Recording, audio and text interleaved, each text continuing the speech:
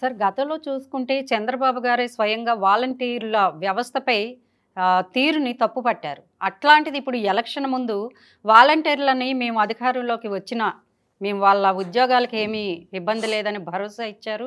దాంతోపాటు వారి జీతాలను కూడా పెంచుతామన్నారు. దీన్ని ఏ విధంగా చూడొచ్చు అంటారు అసలు? ఇప్పుడు ఈ యొక్క వైసీపీ నత్తిపకోడు ఇలాంటి ఏం చేస్తున్నారంటే వాళ్ళ అనుకూల మీడియాలో వైసీపీకి సపోర్ట్ చేసే మీడియాలలో సాక్షి లాంటి మీడియాలో ఏం చేస్తారు, చంద్రబాబు నాయుడు గారు యూటర్న్ తీసుకున్నారు, మేము పెట్టిన వాలంటీర్ వ్యవస్థకు ఆయన సపోర్ట్ చేశారు, మొదట్లో వ్యతిరేకించారు అంటే దద్దమ్మలారా ఫస్ట్ తెలుసుకోవాలి.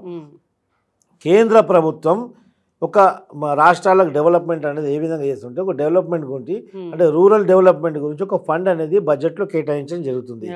ఆ గతంలో ఏమవుతుందంటే ఆ ఫండ్ డైరెక్ట్ కేంద్ర ప్రభుత్వ రాష్ట్ర ప్రభుత్వాలకు ఇచ్చేది.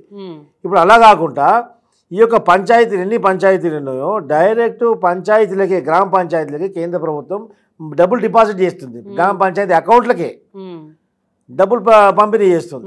సో గ్రామ పంచాయతీ వ్యవస్థలో ఏమైపోతుంది, అప్పుడు గ్రామ పంచాయతీలో డబ్బులు ఉంటాయి, నిధులు ఉంటాయి, గ్రామాలు అభివృద్ధి చెందుతాయి.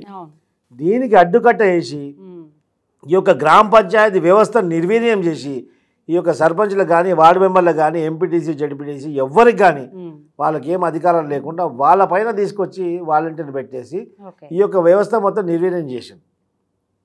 ఏది జరిగినా వాలంటీర్లతో జరగాలని చెప్పేసి.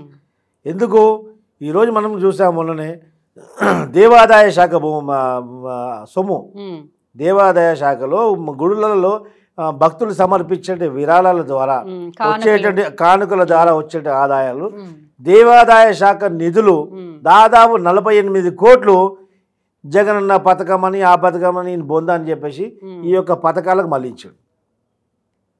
నీ దగ్గర సంపద సృష్టించే దమ్ము లేకపోతే ఎందుకు రాబోయే నువ్వు పథకాలు ప్రవేశపెట్టినావు? పథకాలు ఉంటాయి కదా, పథకాలు నువ్వు ఇస్తున్నావంటే నీ రాష్ట్రంలో సంపద సృష్టించాలి. ఒకవైపు ఆదాయం, ఒకవైపు వ్యయం.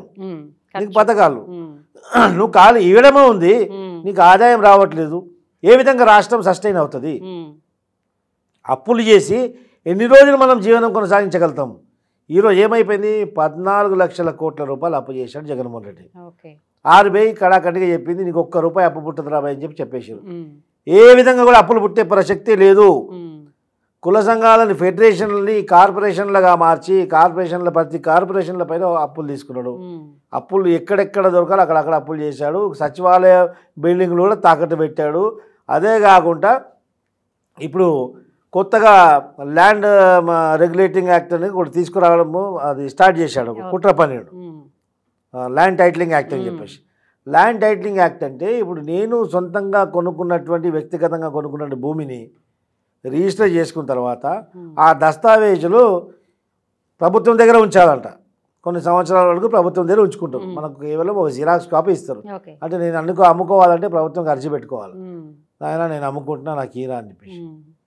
అంటే వ్యక్తిగత స్వేచ్ఛ హరించేది ఈ యొక్క కార్యక్రమం చేస్తుంది. అంటే ప్రజాస్వామ్యాన్ని విరుద్ధంగా ఒక స్వతంత్ర దేశంలో ఉన్నామా, మళ్ళీ ఒక సద్దాం హుసేన్ గదాఫీ లాంటి దొంగల రాజ్యంలో ఉన్నామా అర్థం అవ్వట్లేదు. అంటే ఇదంతా పక్కన పెడితే వాలంటీర్లకి చంద్రబాబు గారు మద్దతు ప్రకటించడం ఎంతవరకు సబబు అంటారు? ఎందుకనంటే వాలంటీర్లు కూడా ఆంధ్రప్రదేశ్ చెందినటువంటి పిల్లలే, నిరుద్యోగులు. వాలంటీర్లు 5,000 రూపాయలు ఇస్తున్నారు, 5,000 4,000 ఏదో ఇస్తున్నారు. ఏదో విధంగా ఈ యొక్క ప్రభుత్వం పథకాలకు ఈ యొక్క లబ్ధిదారులకు మధ్య ఒక వారధిలాగా వాళ్ళు వివరిస్తుండ్రు. ఓకే, దానికి మనం కంటిన్యూ చేద్దాం, వాళ్ళకి ఏదో సదుపాయం అవుతుందని చెప్పేసి. అంటే చంద్రబాబు నాయుడు గారి యొక్క నిబద్ధత దీంట్లో మెచ్చుకోవాలి. ఏ విధంగా అంటే ఒక మంచి పని ప్రజలకు మేలు జరిగే ఏ మంచి పని అయినా ప్రతిపక్ష నాయకుడు మన శత్రువు ప్రవేశపెట్టినా దాన్ని కొనసాగించే ఒక నైజం చంద్రబాబు నాయుడు గారికి ఉంది. అదే నైజం జగన్మోహన్ రెడ్డిలో ఉందా? అదే అక్కసుతో పరిపాలిస్తుంది కాబట్టి భవ్యమైనటువంటి రాజధాని రూపకల్పన చేసిందని సర్వనాశనం చేశాడు. దానికి నక్కకు నాగలకు అనుకున్నటువంటి వ్యత్యాసం జగన్మోహన్ రెడ్డికి చంద్రబాబు నాయుడు గారికి ఉన్నటువంటి వ్యత్యాసం. అదేవిధంగా చంద్రబాబు నాయుడు గారు ఏం చేశారు, సరే మేము ఎందుకు వ్యతిరేకించామంటే చంద్రబాబు నాయుడు గారు కానీ తెలుగుదేశం పార్టీ కూడా ఎందుకు వ్యతిరేకించిందంటే వాలంటీర్లని వైసీపీ కార్యకర్తలని వాలంటీర్ల ముసుగు తొడిగించి వాలంటీర్లుగా అలా చేరవేయడం జరిగింది. అక్కడ ఉన్నటువంటి డాటా దొంగలించడం, అదేవిధంగా పరోక్షంగా వైసీపీకి పనిచేయడం అలా జరుగుతుంది.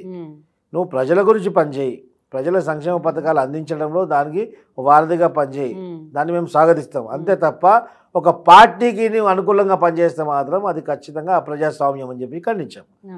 దానికి ఏమైపోయింది, వీళ్ళు వాళ్ళకి తొలగించినట్టే ముసుగు తొలగిపోయింది కదా, ఓపెన్గా వచ్చి ముక్కుమ్మడిగా రాజీనామా చేయించారు. వాలంటీర్ రాజీనామా చేశారు. రాజీనామా చేసి దొంగలు ఇచ్చిన డాటాతోటి అక్కడ ఉన్నటువంటి లబ్ధిదారులకు ఓటర్లందరికీ ఫోన్పే గూగుల్ పే నంబర్లన్నీ సేకరించి వాళ్ళకి రేపు డిజిటల్ ట్రాన్సాక్షన్ చేసి కుట్ర పంతులు. అదేవిధంగా ఈరోజు కోట్లాది డబ్బులు పట్టుకుపోతున్నాయి. అదొక విషయం. అయితే ఈ యొక్క వాలంటీర్లని పక్కకు తొలిన తర్వాత ఈ రాజీనామా చేసిన వాలంటీర్లు ఈ యొక్క వైసీపీ కార్యకర్తలు, ఇప్పుడు గతంలో వాలంటీర్లు ఇప్పుడు వైసీపీ కార్యకర్తలు లబ్ధిదారుల చెవుల ఉది అందరినీ సచివాలయ కార్యాలయానికి పంపించడం జరిగింది. అక్కడ ఏం కావాలా, ఈ యొక్క పథకాలు ఫస్ట్ రోజున ఇవ్వాలంటే ఫస్ట్ రోజు ఖజానా ఖాళీ ఉంది, ట్రెజరీలో మొత్తం డబ్బు సున్నా ఉంది. వీళ్ళకి పథకాలకు వీళ్ళకి పెన్షన్లకు డబ్బులు సరిపడే డబ్బులు 19,000 కోట్ల రూపాయలు అక్కడ కావాలి. కేవలం 2వ తారీఖు 3,000 కోట్ల రూపాయలు ఒక దగ్గర నుంచి అప్పు పుడితే కేవలం 3,000 కోట్ల రూపాయలే పంచడానికి నిధులు ఉన్నాయి. కేవలం 10% లబ్ధిదారులకే పంచడానికి నిధులు ఉన్నాయి. అక్కడ 100% లబ్ధిదారులు వచ్చి ఆఫీసుల ముందు పడిగాపులు కాస్తున్నారు, వాళ్ళకి మెయింటైన్ చేయలేకపోతున్నారు. ఇంటెన్షనల్లీ ఉద్దేశపూర్వకంగా వాళ్ళకి ఎండదెబ్బ కొట్టి చనిపోవడానికి వాళ్ళని ప్రలోభ పెట్టారు. ఇది పరోక్షంగా హత్య చేసిన జగన్మోహన్ రెడ్డి. ఇది పరోక్షంగా హత్య చేస్తూ ఈ శవరాజకీయాలు చేస్తూ మళ్ళీ హోదార్పై యాత్రలు చేస్తుండు. ఇగో మీ వల్ల చనిపోయిందని చెప్పి చంద్రబాబు నాయుడు గారు ఈ యొక్క రిజిగ్నేషన్ చేసిన వాళ్ళు, రాజీనామా చేసిన వాలంటీర్లు వైసీపీ కార్యకర్తలు, కొనసాగుతున్న వాళ్ళు ప్రజలకు సేవ చేస్తామని వచ్చిన వాళ్ళు. ఆ తర్వాత ఎంతమంది అక్కడ వాలంటీర్లు మళ్ళీ అవసరమో అంతమందిని మళ్ళీ మేము రీఅపాయింట్ చేస్తాం. కాకుండా ఈ గ్రామ పంచాయతీ వ్యవస్థ నిర్వీర్యం కాకుండా ప్రజాస్వామ్యబద్ధంగా ఒక ప్రణాళిక వాళ్ళకి ఇచ్చి ఆ ప్రణాళిక ప్రకారంగానే వాళ్ళతో పనిచేయించుకోవడం జరుగుతుంది. అది తెలుగుదేశం యొక్క ఉద్దేశం. దీన్ని వ్యతిరేకరించి అన్ని పలుకొచ్చి పలకరాని నత్తిపకోడి మాటలు మాట్లాడి ప్రజలు పిచ్చోళ్ళని చేస్తుండ్రు. ఇది అవాస్తవం, ప్రజలు కూడా నమ్మకూడదని చెప్పి చెప్తున్నారు. Okay sir, thank you.